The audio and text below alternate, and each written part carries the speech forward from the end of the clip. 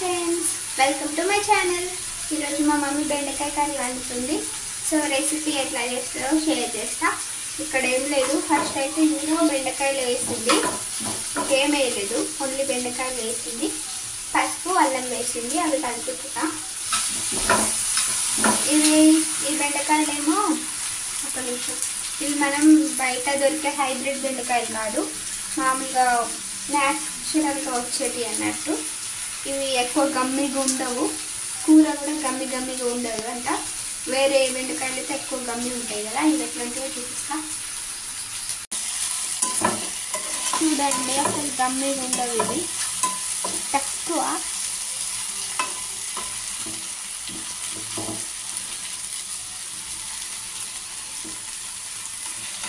అదే మనం బయట తీసుకునే బెండకాయలు ఎక్కువ గమ్మిగా ఉంటాయి.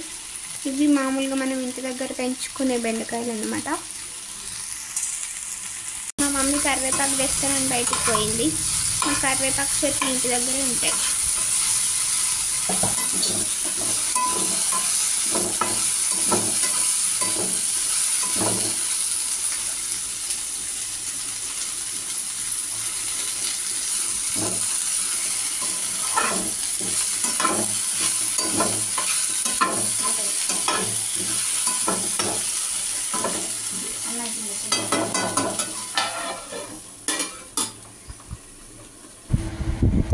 ఇక్కడ టేస్ట్కి సరిపడా కారం, ఉప్పు కలుపుతుంది మా అమ్మ.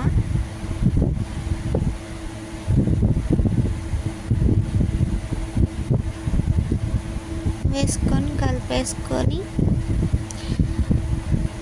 కొత్తిమీర అయినా ఏదైనా ఉంటే గార్నిష్ చేసుకోవచ్చు, లేకపోతే ఇంతే. ఇంకేమైనా మసాలా కావాలంటే వేసుకోవచ్చు. మేమైతే ఏం యాడ్ చేయట్లేదు. ఇక్కడ అడుగంటకుండా ఉండడం కోసం మూత పెట్టి దాని మీదకెళ్ళి నీళ్ళు పోసింది. సో లోపల మాడిపోకుండా ఉంటుంది. ఇక్కడైతే కర్రీ అయిపోయింది, ఇంకా నాకు ప్లేట్లో వడ్డిస్తుంది. అంతే సింపుల్గా. జస్ట్ బెండకాయ, పసుపు, అల్లం వేసి వేయించి కొద్దిసేపు తర్వాత కరివేపాకు వేసింది, ఇంకా ఉప్పు కారం వేసింది. అంతే, కొంతసేపు మగ్గిస్తే అయిపోయినట్టే. ఇంకా మసాలా, కొత్తిమీర వేసుకుంటే వేసుకోవచ్చు. ఇక్కడైతే నాకు అన్నం కూర పెట్టేసింది. ఇక నేను టేస్ట్ చేస్తున్నా.